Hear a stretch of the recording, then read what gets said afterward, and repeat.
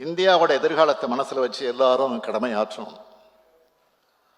ஏன்னா நடைபெற இருக்கும் நாடாளுமன்ற தேர்தல்ங்கிறது யார் ஆட்சியில் அமரக்கூடாது என்பதற்காக நடைபெறுகிற தேர்தல்.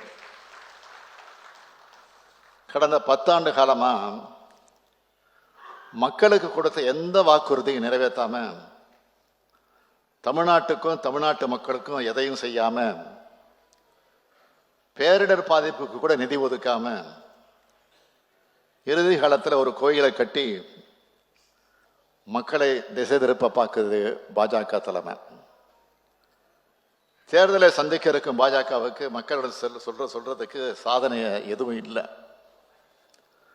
அதனால்தான் முழுசா கட்டி முடிக்கப்படியாத கோயிலை அவசரமாக திறந்து எதையோ சாதிச்சிட்டதாக காட்டிக்கிறாங்க. இது மாதிரியான திசை திருப்ப தந்திரங்களுக்கு மக்கள் சரியான பாடங்கள் கொடுப்பாங்க, இது உறுதி.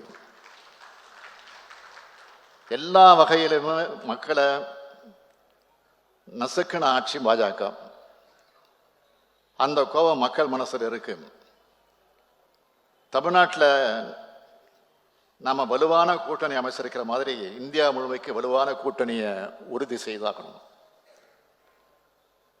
இந்தியா கூட்டணி கட்சிகள் தங்களுக்குள் தொகுதி பங்கீடு பேச்சுவார்த்தையை அந்தந்த மாநிலங்களில் நடத்தி வர்றதாக செய்திகள் வருது.